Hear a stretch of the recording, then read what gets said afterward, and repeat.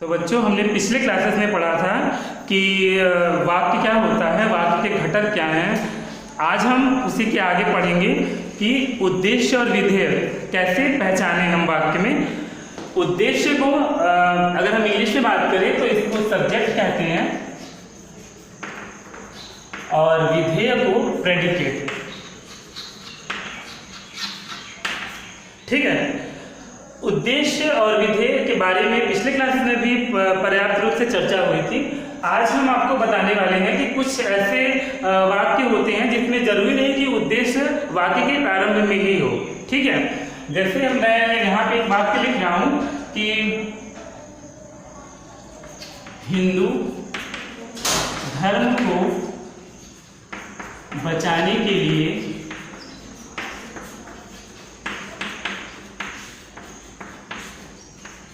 खालसा की स्थापना हुई। अब इस वाक्य में कैसे पहचानेंगे कि इसमें उद्देश्य क्या है। तो इसमें हम ये जो खालसा की स्थापना है ये है उद्देश्य, यानी सब्जेक्ट। ठीक है। और ये वाला भाग और ये वाला भाग, ये दोनों ये हैं आपके विधेय के भाग। आपको ज्ञात होगा, पिछले क्लास में हमने आपको बताया था कि उद्देश्य के अंतर्गत संज्ञा, सर्वनाम और उसके साथ जुड़ा हुआ विशेषण, ये सब चीजें आती हैं। ठीक है। और विधेय के अंतर्गत कर्म होता है, क्रिया विशेषण होता है, अन्य चीजें होती हैं जिससे विधेय बनता है। हो सकता है आपको इस पहचानने में दिक्कत हो रही हो कि हाँ, कैसे हम पहचानेंगे क्या इसमें उद्देश्य क्या है। तो अगर आप इसको ऐसे समझ सकते हैं, इसका इंग्लिश ट्रांसलेशन कर सकें कि द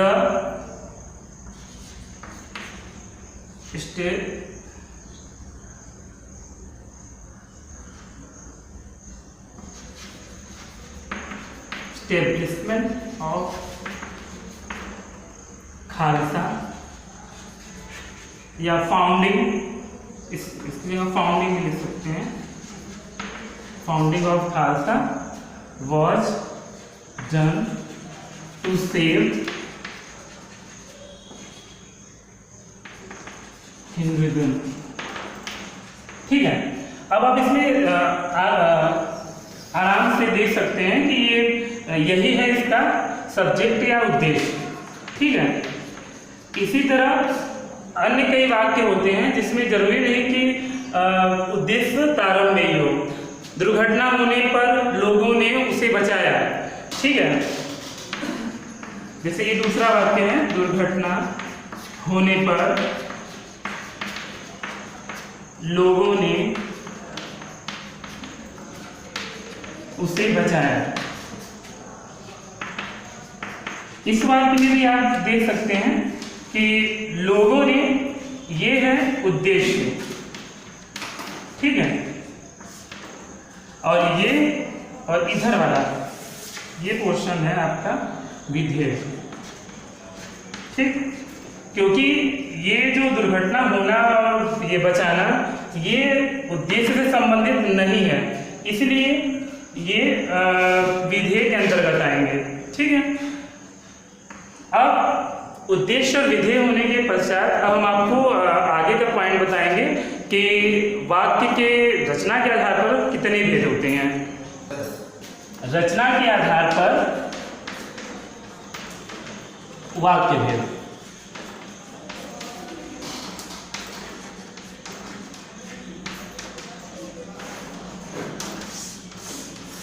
पिछले क्लास में आपने पढ़ा था अर्थ के आधार पर वाक्य भेद। उस क्लास में, नवी क्लास में आपने जाना था कि अर्थ के आधार पर आप, जैसे आप कहते थे कि प्रश्नवाचक वाक्य है, निषेधात्मक वाक्य है, विधानवाचक वाक्य है, ये इस तरह के वाक्य हैं। ठीक है।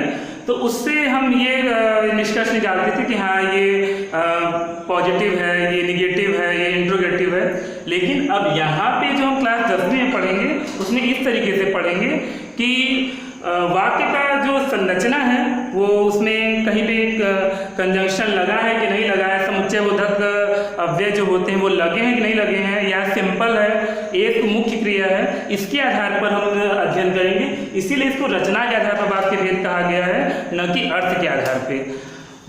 रचना के आधार पर वाक्य भेद जो हमें पढ़ना होता है उसमें 3 तरह के वाक्य होते हैं। पहला होता है सरल वाक्य, दूसरा होता है संयुक्त वाक्य, और तीसरा जो प्रकार होता है वो होता है मिश्र वाक्य। बारी बारी से हम तीनों के बारे में डिटेल में पढ़ेंगे।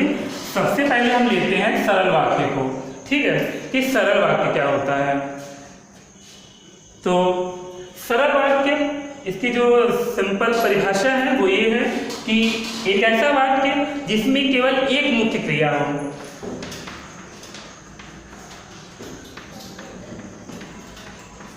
ऐसा सरल वाक्य जिसमें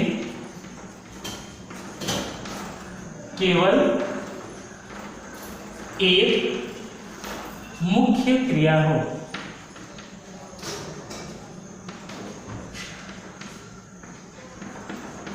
ठीक है, तो अब ये कैसे पहचानेंगे कि हाँ केवल एक ही मुख्य क्रिया है।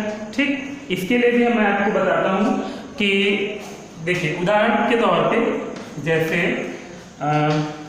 वह गया, ठीक है, यहाँ पे जो गया है ये मुख्य क्रिया है, मुख्य क्रिया है। ठीक, दूसरा उदाहरण देखते हैं, वह जाता है। ठीक, अब इस वाले वाक्य में जाता है ये मुख्य क्रिया है। अब आपको ये लग रहा होगा कि ऊपर वाले में एक ही शब्द मुख्य क्रिया है, यहाँ पे दोनों ये शब्द मुख्य क्रिया है। तो हाँ, ये दोनों ही मुख्य क्रियाएं हैं। ये अलग बात है कि एक ही मुख्य क्रिया के अंतर्गत कई क्रियापद हो सकते हैं। ठीक है, और ये होता क्यों है, क्योंकि ये अलग अलग जो काल होते हैं जिसे अंग्रेजी में टेंस कहते हैं, उस टेंस के हिसाब से ये बदलता रहता है। मुख्य क्रिया के अंतर्गत कई क्रियापद हो सकते हैं। जैसे एक तीसरा वाक्य, वह जा रहा है। ठीक है, अब यहाँ पे हम ये नहीं कह सकते यहाँ पे 3 क्रियाएं हैं, ये तीनों जाने को ही इंगित कर रही हैं। भले ही यहाँ पे 3 क्रियापद हैं, क्रियापद भले ही 3 हैं, लेकिन ये टोटल मिला के एक मुख्य क्रिया है, इसमें 2 मुख्य क्रियाएं नहीं हैं। तो इस तरह से हम ये कह सकते हैं कि एक ही मुख्य क्रिया के अंतर्गत कई क्रियापद हो सकते हैं। जैसे एक और हम ऐसे लिख सकते हैं कि वह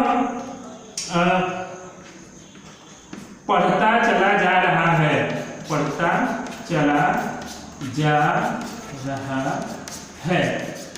अब आप इस वाले में देखेंगे कि ये मुख्य क्रिया पूरे हैं, 1 2 3 4 5 क्रियापद है। अब यहाँ पे इसका मतलब ये नहीं कि मुख्य क्रिया जाना है, क्योंकि वो पढ़ रहा है लेकिन वो पढ़ते चला जा रहा है, यानी कंटिन्यूटी, निरंतरता को दिखा रहा है। इसलिए ये इतने शब्द यहाँ पे प्रयोग किए गए हैं, लेकिन वास्तव में यहाँ पे जो मुख्य क्रिया मेन है वो पढ़ना है, और बाकी ये शब्द तो उसकी सहायता कर रहे हैं ताकि वो वाक्य में एक कंटिन्यूटी दिखाए। ठीक है, तो भले ही इसमें 5 क्रियापद हैं, लेकिन मुख्य क्रिया केवल एक है, एक ही मुख्य क्रिया है। ठीक है, बात समझ में आएगी। ये तो आप ऐसे समझेंगे कि हाँ एक मुख्य क्रिया के अंतर्गत कई क्रियापद हो सकते हैं। एक दूसरे तरह का वाक्य होता है जो मैं आपको बता दूं कि जैसे कभी कभी इस तरह के वाक्य आते हैं कि वह खाना खाकर सो गया। ठीक है, अब यहाँ पे आप कहेंगे कि हाँ खाना खाना भी है, सोना भी है, तो 2 मुख्य क्रियाएं हैं, लेकिन ऐसा नहीं है। यहाँ पे जो मुख्य क्रिया है केवल यही है, मुख्य क्रिया है। ठीक है, और ये क्रिया होने के बावजूद भी ये मुख्य क्रिया नहीं है, क्योंकि इससे वाक्य की समाप्ति नहीं होती है। इसको हिंदी में व्याकरणिक भाषा में पूर्वकालिक क्रिया कहते हैं। पूर्वकालिक क्रिया, लेकिन ये मुख्य क्रिया नहीं है। ठीक, मुख्य क्रिया सोना है। ठीक है, और कई बात कर सकते हैं, खाना खाकर, पानी पीकर, दौड़कर, तब सो गया। तो इसका मतलब ये नहीं कि खाना खाना, पानी पीना, दौड़ना ये सब मुख्य क्रियाएं हैं। ये सारे पूर्वकालिक यानी सोने के पहले हुई क्रियाएं हैं और मुख्य क्रिया केवल सोना है। ठीक है, तो जो आप समझिए कि मुख्य क्रिया जिसमें केवल एक हो, ठीक है, उसे ही सरल वाक्य कहते हैं।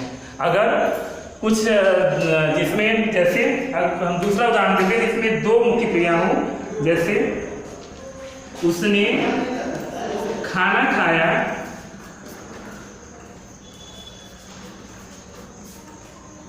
और पानी पिया।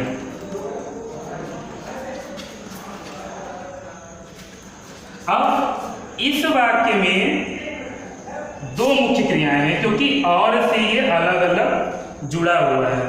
ठीक है, इसके बारे में हम अगले संयुक्त वाक्य में पढ़ेंगे। अभी इसको डिटेल में चर्चा नहीं कर रहे हैं, तो आप बस इतना समझिए कि यहाँ पे दो मुख्य क्रियाएं हैं। इसके बारे में हम आगे कक्षाओं में पढ़ेंगे। तो आज की कक्षा में हमने बस जाना सबसे पहले उद्देश्य और विधेय को कैसे पहचाने। उद्देश्य जरूरी नहीं कि हमेशा वाक्य के शुरुआत में भी हो, वो बीच में भी हो सकता है। ठीक है, और दूसरी बात कि सरल वाक्य क्या होता है। सरल वाक्य एक ऐसा वाक्य होता है जिसमें केवल एक ही मुख्य क्रिया होती है और एक मुख्य क्रिया के अंतर्गत कई क्रियापद हो सकते हैं। ठीक है, ये चीजें आपको आज हमने बताया। अब अगली कक्षा में हम संयुक्त वाक्य और मिश्र वाक्य पे चर्चा करेंगे। ठीक है, धन्यवाद।